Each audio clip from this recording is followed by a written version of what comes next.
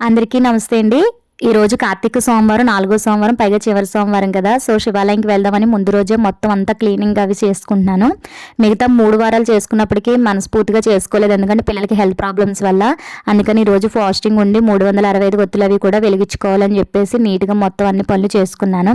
మా ఫ్రెండ్స్ కొంతమంది అడుగుతున్నారు, "నువ్వు ఇంటి పని, వంట పని చేసుకొని ఇద్దరు చిన్న పిల్లలే వాళ్ళని చూసుకుంటూ, పైగా నీకు 2 వెంట వెంటనే సి సెక్షన్స్ కదా! ఎలా మేనేజ్ చేస్తున్నావు? పనమ్మాయిని గట్టా పెట్టుకున్నారా?" అని. అంతేం లేదండి. ఎందుకంటే పనమ్మాయిని పెట్టుకునే అంత ఎక్కువ పనులు కాదు, అలాగని తీసి పడేసే అంత తక్కువ పనులు కాదు. ఇది ప్రతి హౌస్ వైఫ్‌కి ఇంట్లో ఉండే పనులేనండి. ఇవేం పెద్ద భూతాల్లాగా దెయ్యాల్లా చూడకూడదు. ఇవన్నీ కూడా మనమేం కొత్తగా చేయట్లేదు కదా! మన ఇంట్లో అమ్మమ్మలు, అమ్మలు అందరూ చేసినవే.